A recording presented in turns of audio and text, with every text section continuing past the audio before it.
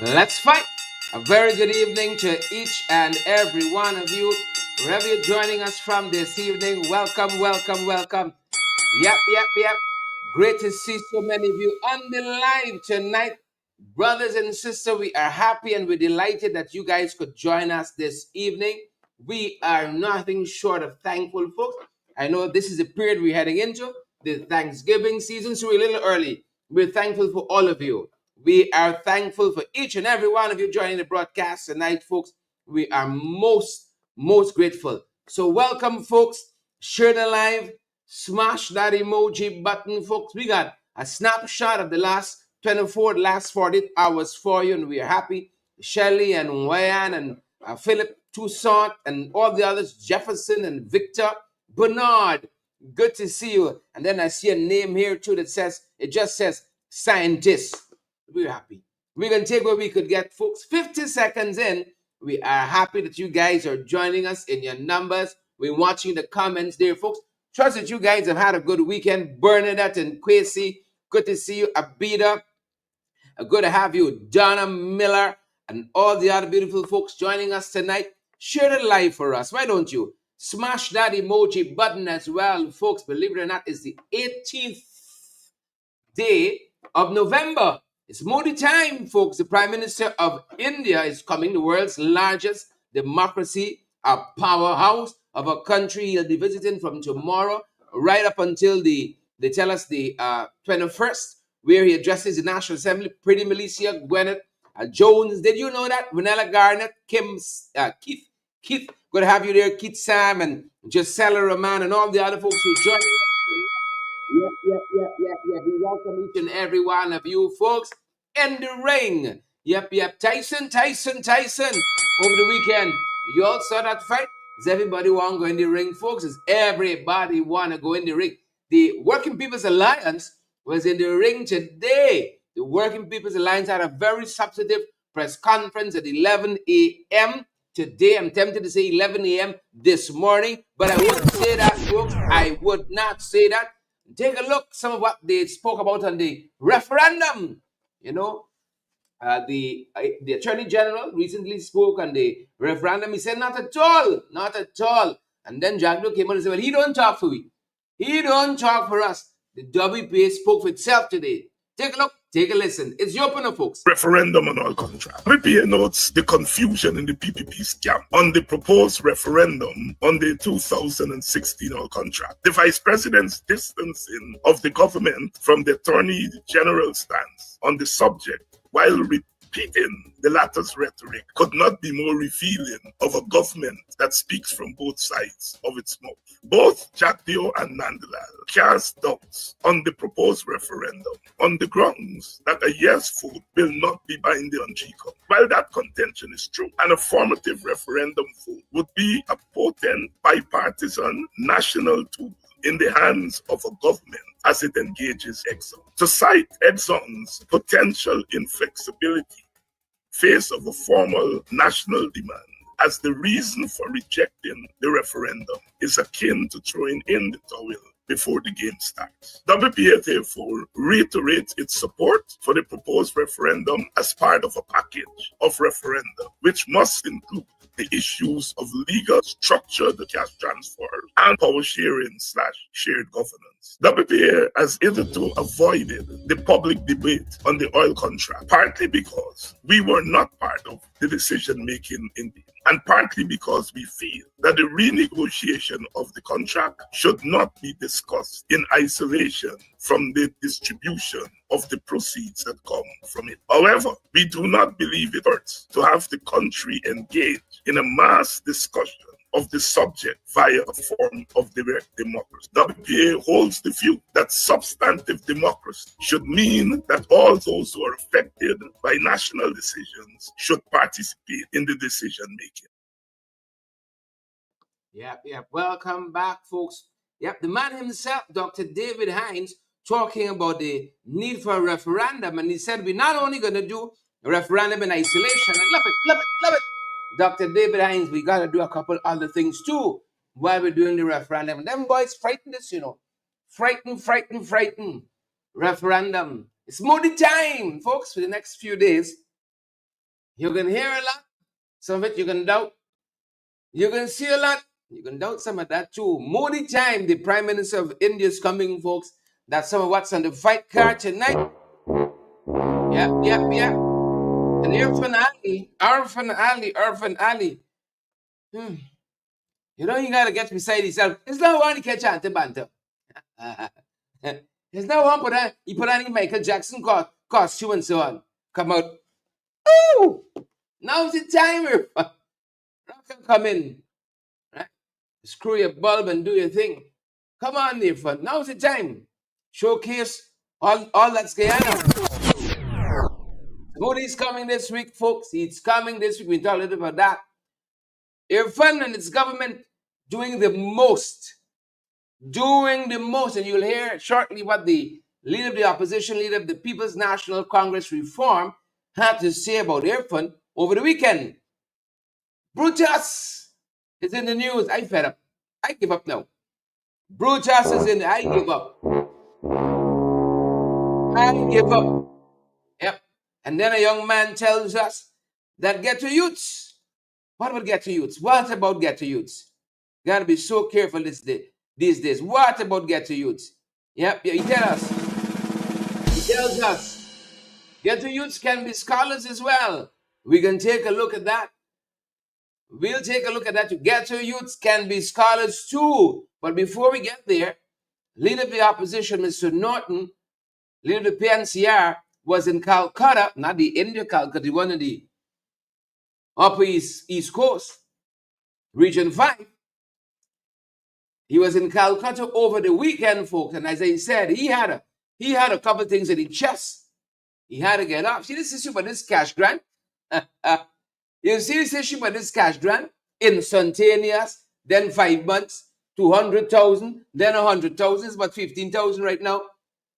A lot of moving parts, like this loan scheme or debt forgiveness scheme, debt forgiveness measure to university students. We'll talk about that too.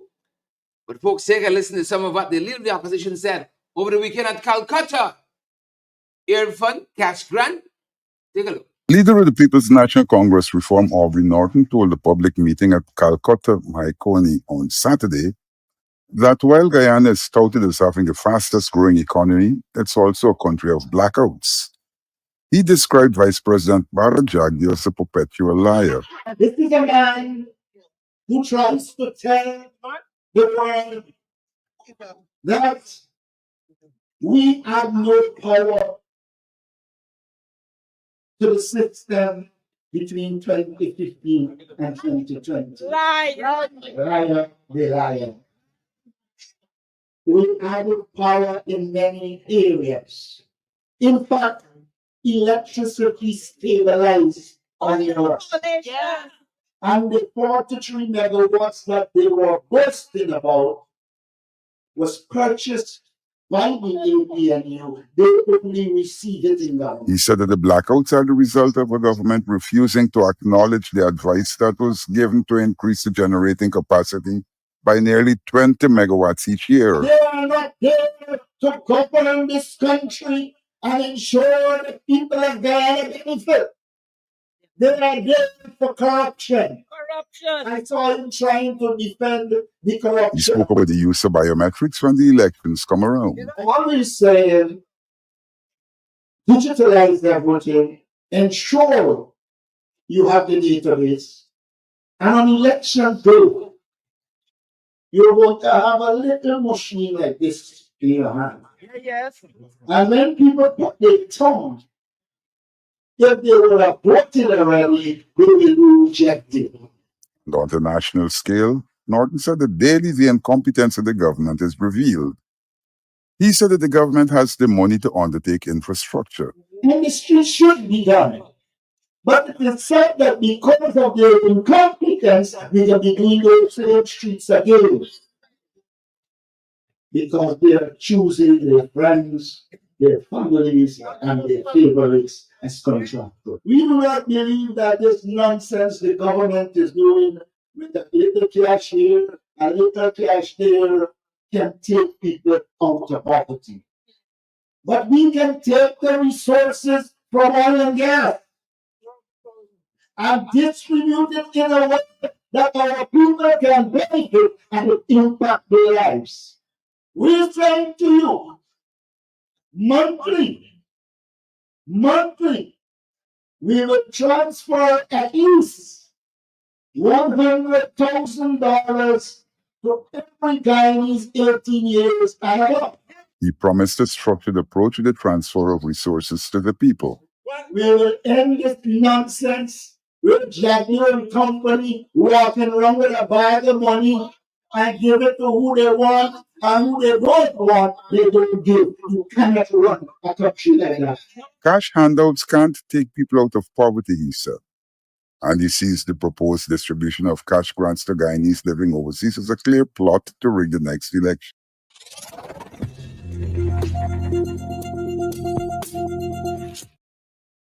Yep. Welcome back, folks. Leader of the opposition there, you are listening to, folks. Leader of the parliamentary opposition and the leader of the People's National Congress Reform, walking you through several issues, of the chief of which is this cash grant business. This cash grant business. I know good to see so many of you on the live tonight. Leon Logan, Donna Holder, Andrew Griffith, Andrew, Don and Dougie, Auntie Sandra is here too, and Judith, and I see so many folks. Thank you guys so much for the love and support for our program day after day, week after week, month after month, year after year. Thank you guys so much. Over the weekend as well, on that note of cash grant. You all know cash grant didn't share yet. Not one cash grant has been shared as yet. Believe it or not, and this measure was announced since the 10th day of October. Can you believe it's been more than a month already? Instantaneously, Irvin Ali says. And then Jaggi put him in his place. He says, no. In 5 months. 200,000, Irvin Ali says. Jaggi said, 100,000. Yeah. Checks. Irvin says, we can do an up. We'll do an up. We saw 2 of our MPs over the weekend talking about this very same issue of cash grant. We saw MP Drew Finance, and also we saw MP Amanzo Walton Desire. Drew, as you know, shadows economics, and Amanzo shadows foreign affairs in the National Corporation. And they were wading into this very same cash grant story. The show was The Countdown with Andrew Weeks and Onyx Duncan, folks. And the ladies were talking about the money. Show us the money. Show us the money.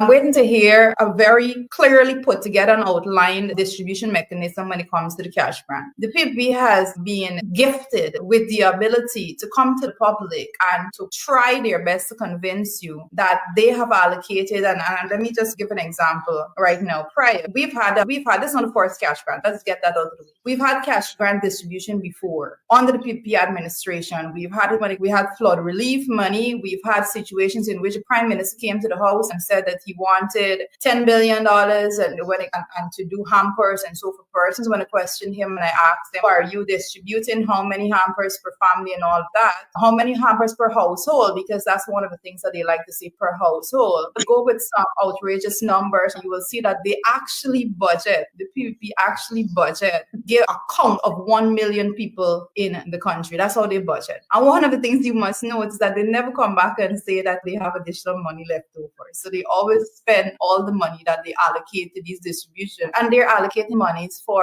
1 million people. So you have to go start with that. Let us look at that.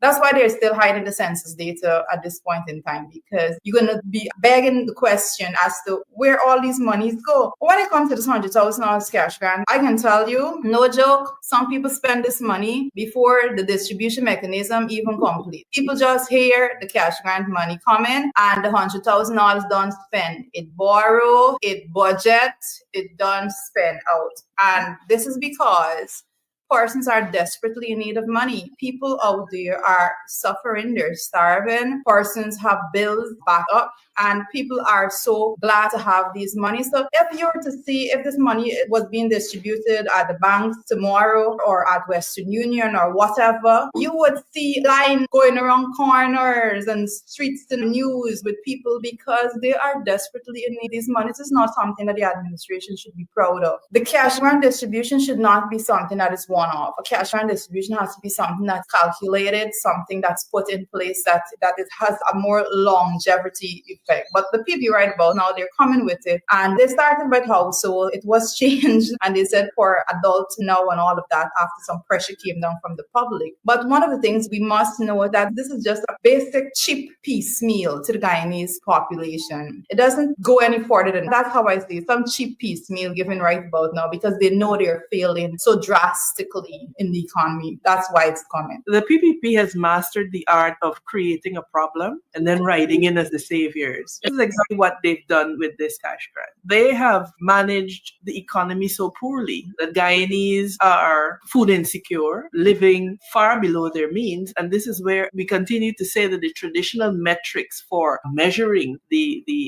economics or the stability of the economy of a nation, we have to relook at that because with all of the fastest growing GDP, etc., that we have been attributed for the last few years, Guyanese in reality are not feeling the effect of that. And this has led to the increase in real estate prices, etc., that we're seeing. But they've created a Guyana where the middle class has all but disappeared. They have created a Guyana where the average public servant lives from paycheck to paycheck. And then they ride in with this one-off cash grant. Guyanese deserve more than a one-off cash grant. Guyanese deserve a well-thought-out fiscal regime that will see them getting real, tangible relief. A proper social safety net that sees, for example, free transportation for school children, that sees free transportation for pensioners, that sees a public transportation system that is safe and that is reliable, that is properly regulated. You know, these things that go towards developing the quality of life of Guyanese. Because I keep saying we will get the $100,000, the prices will go up and the prices will stay up long after that $100,000 has been spent. So there has to be a far more deliberate approach to making the lives of Guyanese better. They throw whatever at the wall and whatever sticks. There's no prudent fiscal planning. There is no care for the people of Guyana. And I hear their apologists saying, oh, the cost of living is high everywhere in the world. Yes, but everywhere in the world is not Guyana. Everywhere in the world doesn't have an NRF of 5 billion. Everywhere in the world does not have a population of less than 1 million people. So it's all about the context, right? Again, the Guyanese people deserve a government that will sit down and that will craft a regime, an economic framework that will bring lasting relief. And I don't think that is the PPP. In fact, I'm convinced that is not the PPP. I was on the wharf this morning because some Sunday mornings I like to go get fresh fish at the Houston Wharf. And you meet people and you interact. And the cry is the same. MP, we're not making it. MP, we're not making it. MP, we can barely afford this. We can barely afford that. And why is it that in the land of plenty, there is so much poverty? It is because we lack a government cares enough to sit down and deliver a well-structured economic approach, giving a quality of life. I want to hit on something that Joretta mentioned really, really quickly in terms of the National Assembly. And look, in any functioning democracy, the National Assembly should be meeting regularly. If you notice, the PPP, they're not interested in having regular sittings of the National Assembly. Parliament is in session now. We had the last show where Irfan went to declare an instantaneous $200,000 and then a week after he had to reverse that household requirement. But in a functioning democracy, there's work to be done. There's electoral committees that should meet. And it is at that level that we could help to hammer out policies that will see meaningful, tangible relief being brought to the Guyanese people. For example, I sit on the Foreign Relations Sectoral Committee. By now, we we should have had a white paper on immigration, on migration, the framework for a policy that will see a migration policy that unapologetically reserves the advantage for Guyanese. But because they don't convene these committees, we never meet. And so the Guyanese people are deprived once again of a country that is progressing along a trajectory that says, hey, they have a real shot at making something great of this nation. Instead, the parliament doesn't meet. And when they do meet, it is to ram legislation down the throats of the people of Guyana without allowing it any time for review, etc. So we have a real problem. And I want to say to the people of Guyana, do not be fooled by the razzle-dazzle. Country is not built on razzle-dazzle. It is built on sound democratic foundations. It is built on sound policy. And in the absence of that sound policy, what we're doing is that we are mortgaging the future of our children in this country. So we have a lot of work to do. We have a lot of work to do. And throwing money at the problem will not solve it. We have to roll up our sleeves and get the work done. We have to start in the National Assembly. Yeah. Welcome back. Waiting for this is back. One-off cash grants cannot work. They cannot work. They cannot work. These one-off cash dazzle. Do not get fooled with the razzle dazzle. In fact, we too big. We big. And we got Sense Rosetta, Gail and Donna, Frank Rice, and I see Rhonda Gordon is here and Lester Williams. We big.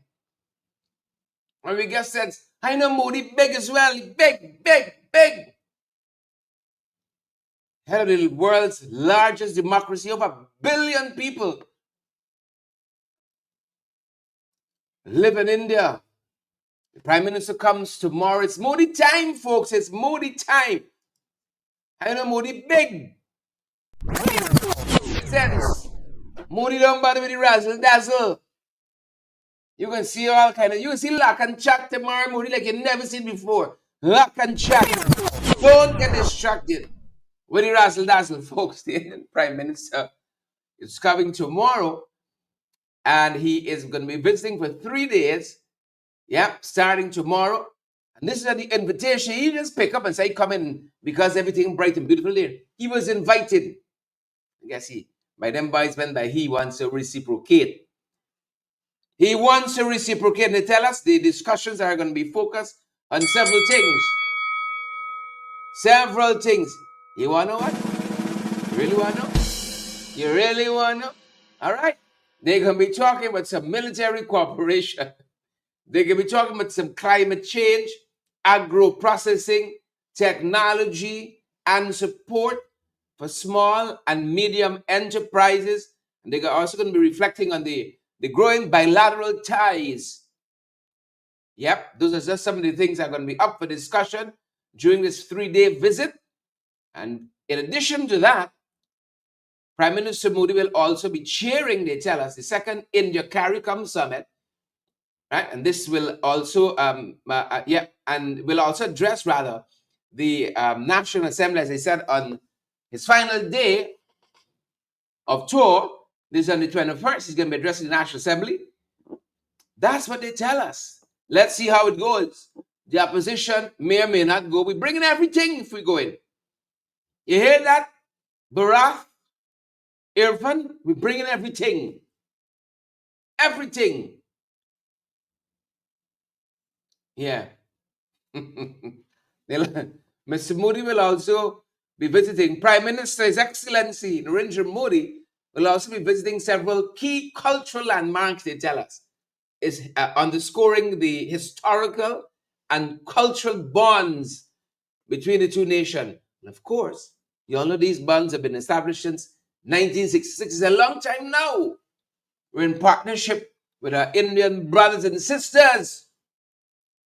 We wish him the best. We wish him the best. Hey, from on your best behavior, right? Which means lock and chuck. All you want. Lock and chuck. So that's just so what's happening, folks. It's Moody time. It's Moody. 3 days now. And those of you who've been filtering through the city, you've been on Heroes Highway for the day, waiting for the black box. See a lot of flags there. Beautiful Indian flag, the golden arrowhead to match. Buoyed in the wind. We wish Mr. Modi a very, very successful 3 days. We're bringing everything. Look for us, Modi, on the 21st. We're bringing everything. Look for us. 21st it is.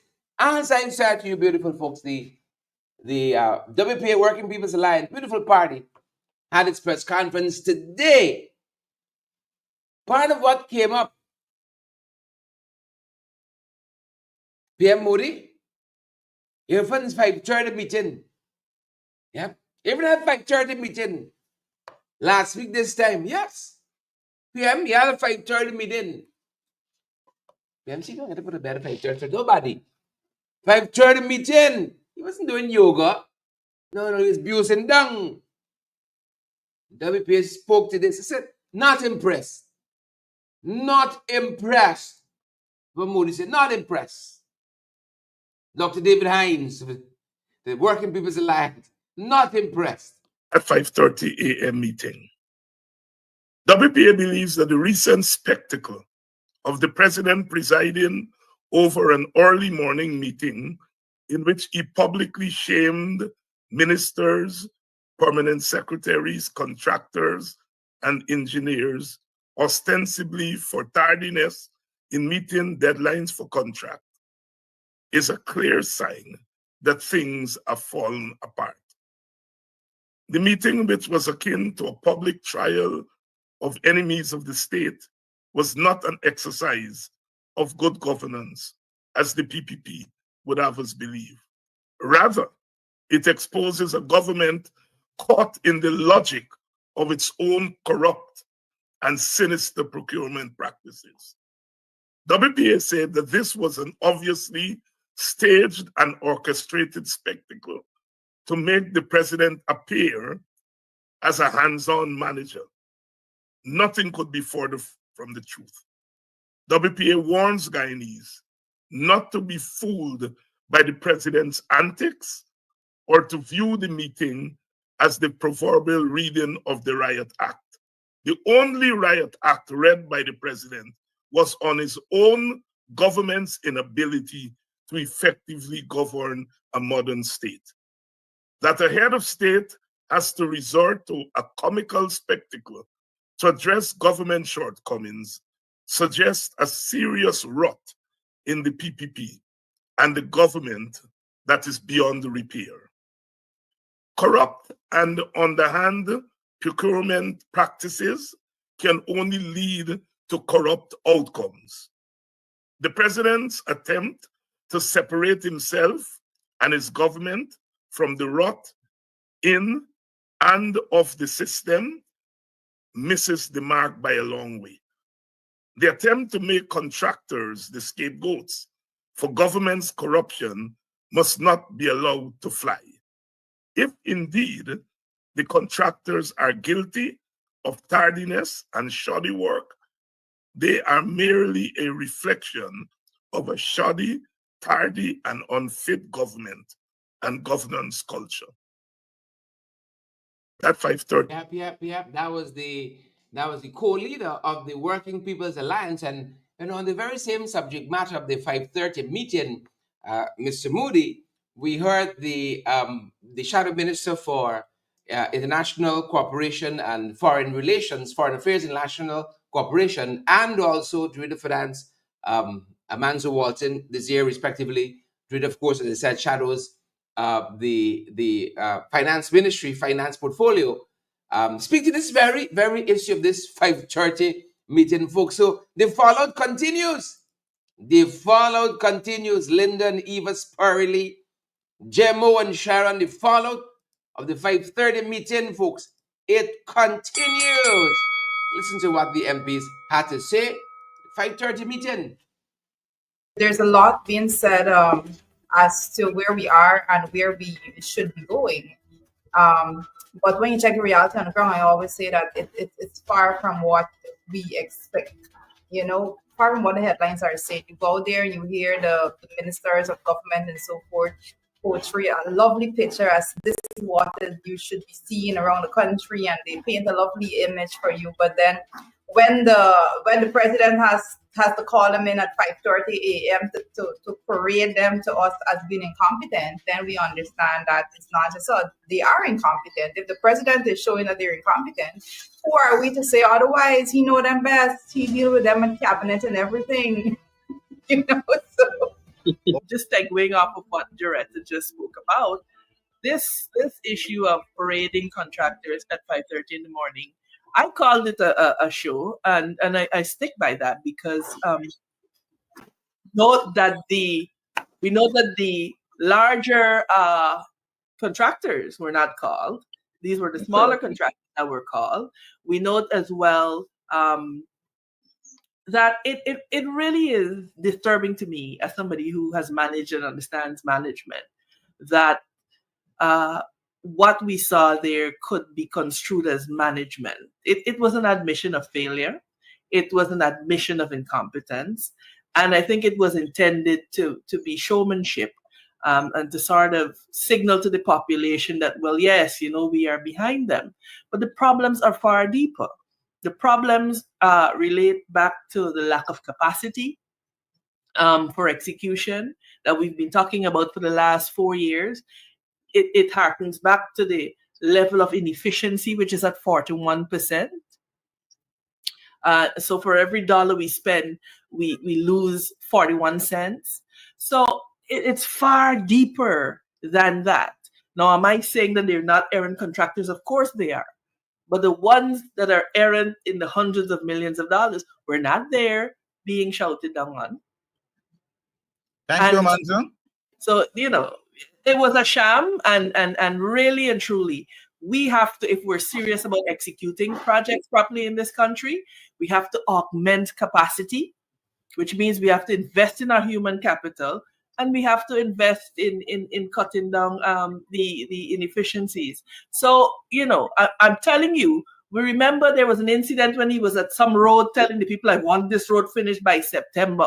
That is not how you manage projects. It has to do with management. It has to do with a whole lot of very structured approaches to management. So I'm not impressed at all. In fact, he appeared a bit unhinged at times. No. And I am big on respect, and I didn't like what I saw. I did not like what I saw. Welcome back, folks. I love when a man says he appeared a little bit unhinged at times. Now that's the understatement. To me, he was unhinged the whole time. He was unhinged the whole time. Folks, let's touch on a couple issues as the clock is running out at our end. In the Caribbean today, just off Antigua, they're saying that they registered at least 5 earthquakes in the last 24 hours. Believe it or not, 5 earthquakes in the last 24 hours. That's a big headline we see coming out of the region. This is near Antigua and Barbuda. So thankful we live in a country don't get all of these vagaries, tornadoes and hurricanes and earthquakes. I mean, we got a little tremor every now and again. The only plagues we got is the PPP. The only plagues, same sister for CARICOM brothers and sisters on that side. Now, CARICOM brothers and sisters in Haiti too. You see what's transpiring in Haiti? They got their own earthquakes, several earthquakes there. But off the coast of Antigua and Barbuda, 5 earthquakes registered today. Some of the things we're following. Look at this story now. Interestingly enough, Sisters Village and Duncan Street, on the west side over the weekend, we saw that collapse of that newly built road. Then we saw another strange headline and story today. Minister of Public Works, Juan Edgil, says that they're right-sizing the bauxite industry. That term seems familiar from somewhere. So they can make bauxite great again. Right-sizing the industry. The same people who mash it up, The same folks who trying to put a nail in the coffin What is that? Not that term there. Sounds very, very, very familiar. You heard that word? Right size? It's very heard before. Trevon, Esther Blue, Unity Elias, Roxanne Garway, Marvel Schultz. Where have I heard the name before? That phrase, right size. That's what they said they're doing to the bauxite industry and claiming it can live again. Do you believe that? And the same thing also, we see some words attributed to the president, Irfan Ali. He will make sugar great again. I kid you not. Folks, we told you, the sugar estimates for 2024 have been revised downwards. Revised downwards. And of the 100% they said they're going to be doing, let's say they were doing 70 tons. And they revised it to 35 for the year. Of that 35, they've only done 39% of that revised figure of 35. So it's way, way down. They've been pumping billions, billions, billions, showing up the political base. Billions in the industry. What to show? Nothing. Nothing. Folks say postmortem don't bring back death. Let's be honest with our brothers and sisters in the sugar industry. The way Abner AFC, we were honest with them. You producing sugar at 110, 115 US cents, $1.15. You're selling it at 35. It's a charity you're running there. Bishop C right sizing. They're right sizing bauxite. And when folks right size sugar, people vex. We got to be honest with the folks in these sectors. Are you with me? We got to be honest with our brothers and our sisters in the sector. See, if friends, he gonna make sugar great again. He said, don't worry. Don't bother with seeing. Trust me. That's me. You got me holding. Trust me. Sugar coming back. Clear the way. Sugar coming back.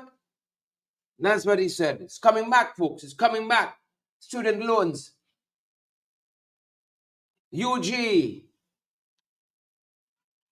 loans. Instead of writing it off. Now, this and the cash grant, now running on the same track. Parallel tracks, confusion. The amount of times they've had to change something with this process. First time, they said they want to see your NIS contribution, you had to been working after leaving UG. And then they said scrap that. The way Jack, you tell your friend, scrap that instantaneous thing. Scrap that. And there was something else. And then they scrap that. Jesus, you get it? I turn now. It's like the British story, giving you I turn. So they've now rolled out new measures, boys and girls. They said these are enhanced measures. Kid you not. They said I have to write off about $18 billion. Right? I got to write off like a year. 1 year or two I took loan, and I think everything else I paid cash. You know, at least my mother paid it.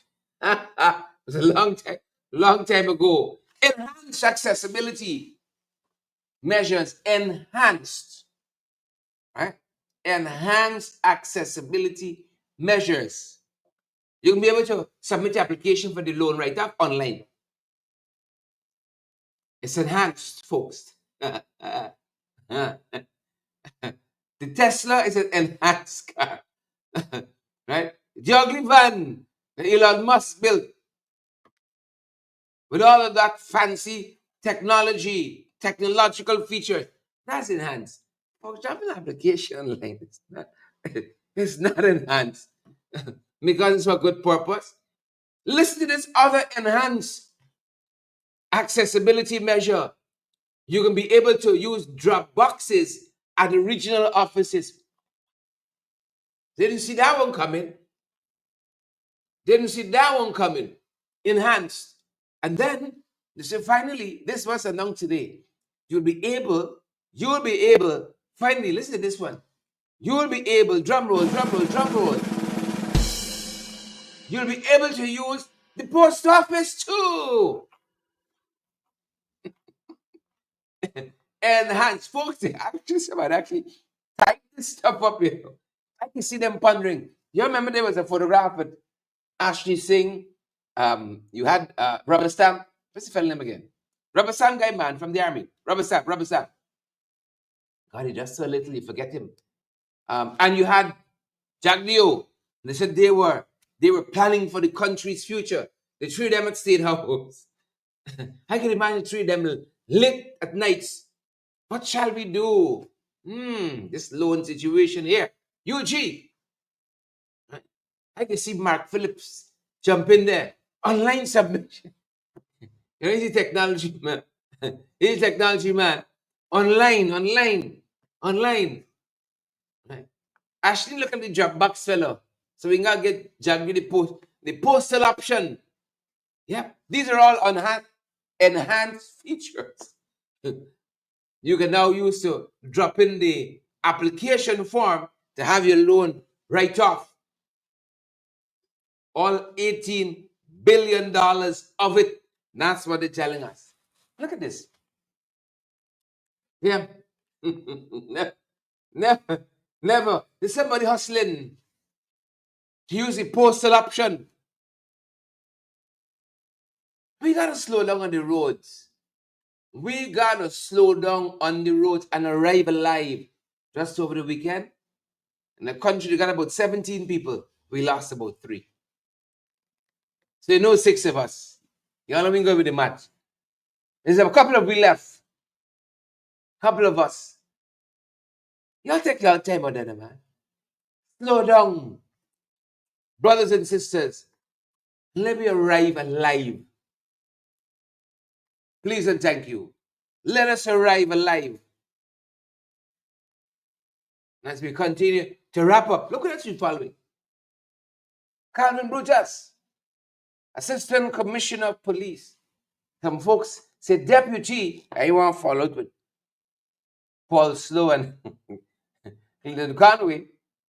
Assistant Commissioner of Police was back in courts today. You all know initially they did about 41 charges. Well, they were expected to lay the other charges today.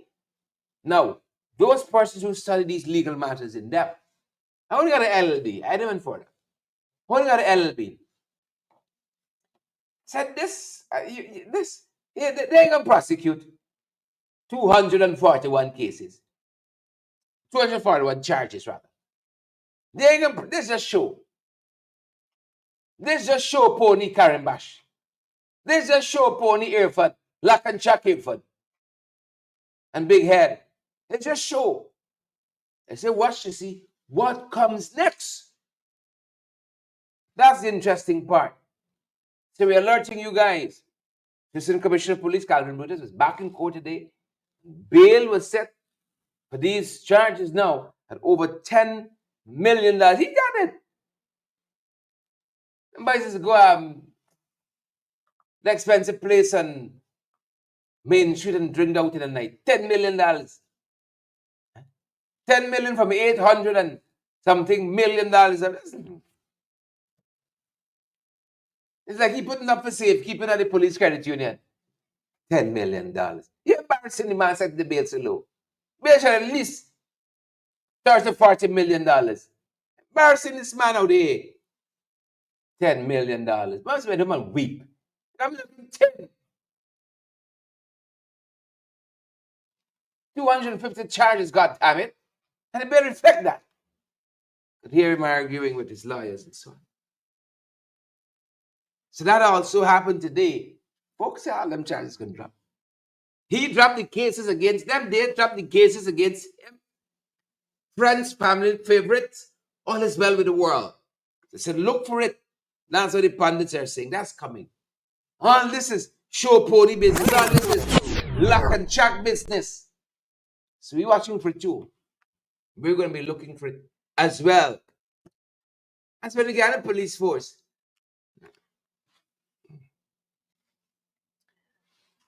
Telling us a policeman and pedestrian were involved in an accident today. Never an easy day. Policeman and a carpenter, 39-year-old Dioramdio Puran from Zilak, East Bank, Essequibo, were in an accident today, folks. Right?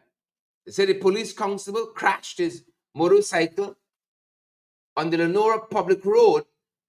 CCTV footage shows that Puran slowly was trying to make a right turn when the constable overtook a truck, licked Puran upside down, as we say here in the vernacular. Yep. Licking him upside down. All the man was trying to do is try to make a right turn.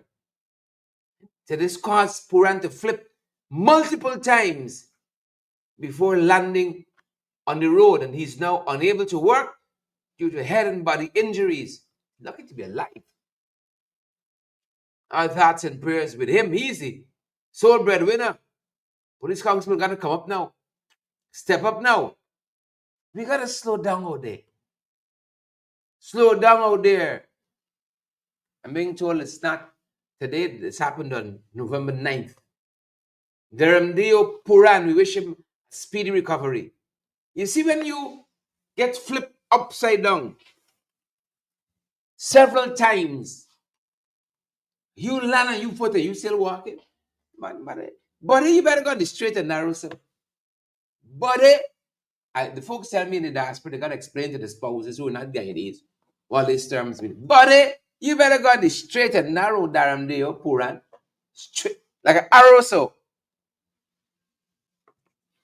Please and thank you. Flip several times. Walked away from it. Wish him a speedy recovery. There's a lot of stuff happening out there, folks. Lot of things happening out there. We wish our brother well. We wish our brother well. You know, we've been watching some of these stats. We told you guys last week, the police put out some numbers, and we were amazed. They said, we got about 13 and a half of us. The half is Kwame. But 13 and a half of us in this country. And all this happening. The rape numbers stood out for us. The rape statistics. Rape going up. Incidents of rape going up. The figures were released on the 11th. The numbers going up.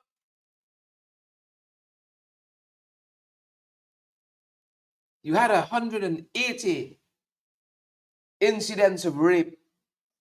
Wicked. You got a lot of sick people in the mind, you know. I wonder how much is the one that used to be at that ministry.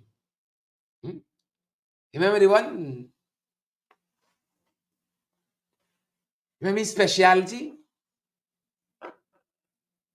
180. It was last year. This year, folks, as of November 11th, when these figures were released, you had 195. 195 instances. You better bring back the hangman. Hang them by the fortitude. Bring back the hangman and hang them boys by the fortitude. So 8.3% the police force tells us increase. And 8.3%. And we know that this number now has increased even further.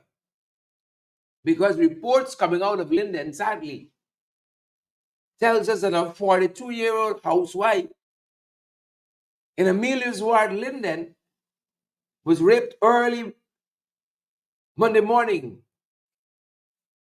This morning, to be precise. According to the victim, an intruder entered her home through an unlocked back door, threatened her with a knife, demanded her valuables before assaulting her. He stole jewelry worth over $650,000. a flashlight and 5,000 in cash before fleeing. Sexually assaulted her. Gone with all the lady jewels. So that number's gone up. I know what frightens me. If this number, reported incidents, are so high, imagine the folks who are afraid to come forward. We told in this morning's program, this morning's paper, a family member of a rape victim is writing in to the press to say, ain't got no justice in this country for people who've been so violated. See, imagine the folks who don't come forward because they feel that way. It make no sense. Going to police station, make no report, waste your time. People ask you nonsense. You sure you get it? You sure them you and the man had something going? We gotta get up to speed and quick. Get up to speed and quick. So while just last week we heard those damning numbers. This morning, woman in the Middle East ward, Linden, being brutalized. And as we on our women folks,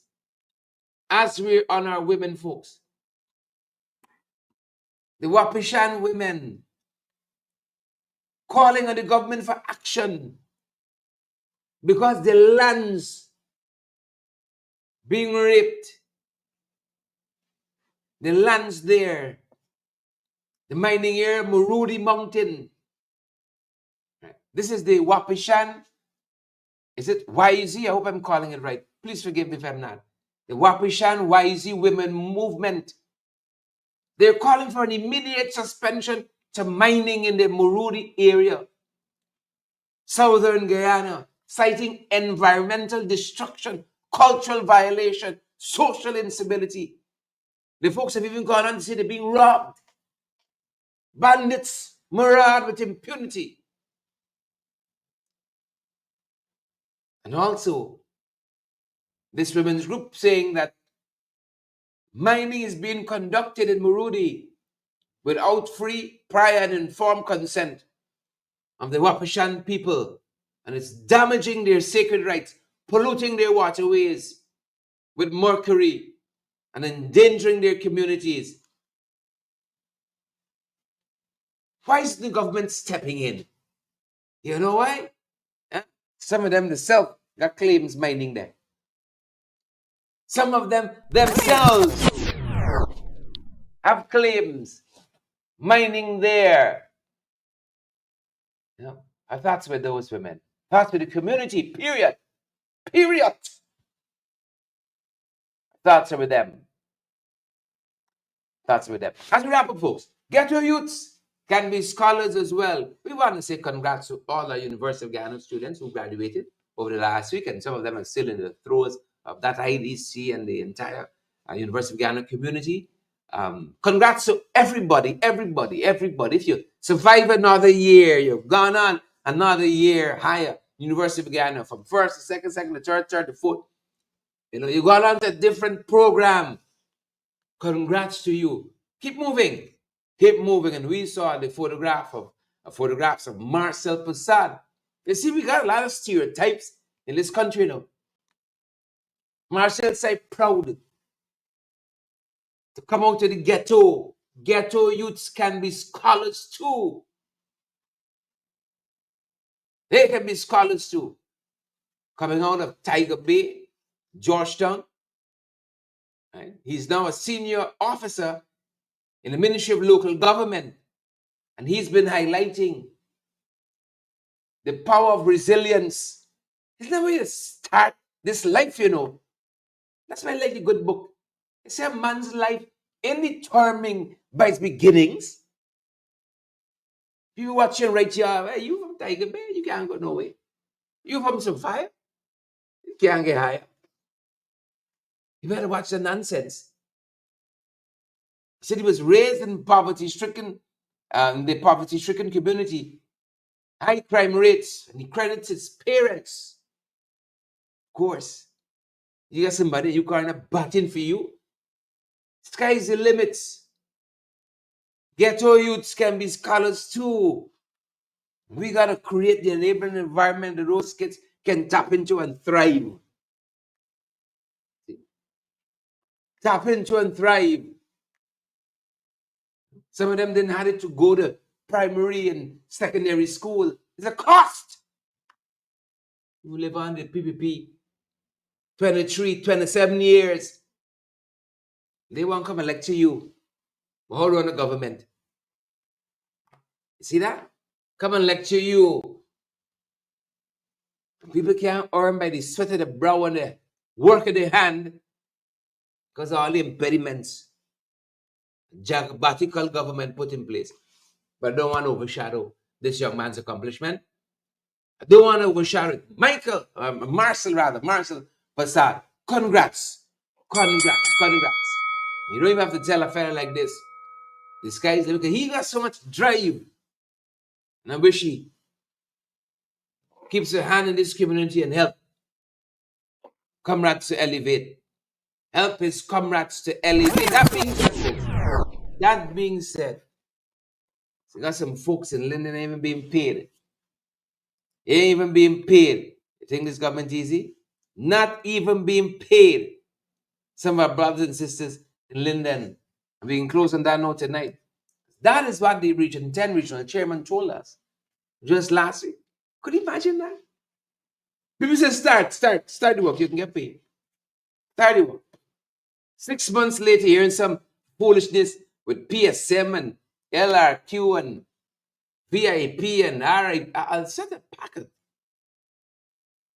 The regional vice chair, Mark Gorin, told us, shocking! People working and can't get paid. They close up. 13 Region 10 employees haven't been paid for an entire year. This statement was made by Regional Vice Chairman Mark Goring at a recent press conference. These dedicated employees have served in various capacities for over a year without receiving their rightful salaries.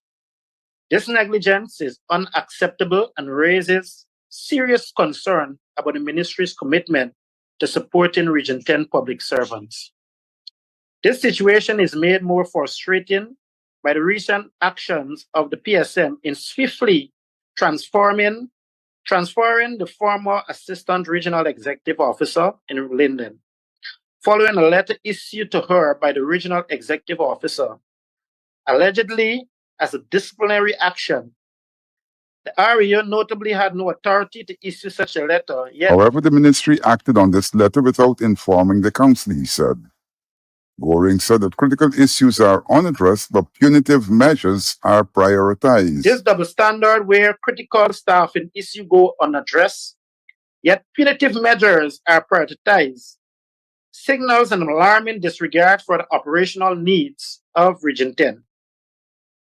Even more concerning is that prior to the AREO's transfer, the former Deputy Regional Executive Officer was promoted to Regional Executive Officer in another region, leaving the DRO position unfilled. To date, no replacement has been identified for either the DRO or AREO roles. He said that Region 10 has been facing critical staff shortages, particularly in the senior positions. Only the REO role is currently filled. There is no substantive DRO, and both AREO positions remain vacant.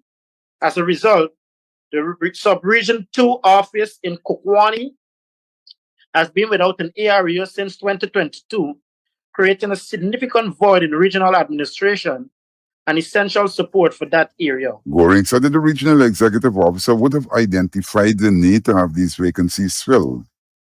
He said that approval from the Public Service Ministry was being awaited. And after 1 year, that approval did not come, and the REO had no other option but to ask the people to stay home.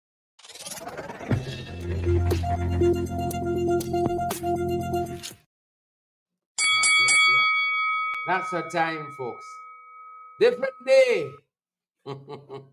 Same story. Same story. That's going to be it for us this time, folks. Thanks for joining us, each and every one of you, Joyce and Maxine. Beth, thanks for the thing. I sing you there on the tube. Beth. Thanks for the thing. Ramilianda, Jamal, and Marcia, Mark, and Annette, Alison Jones.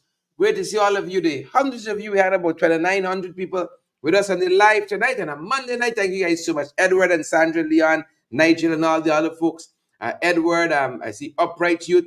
Good to have all of you on the live, folks. And let's leave it there until we see you guys in the next one. Stay safe. That's our time. Auntie Sandra, stay safe.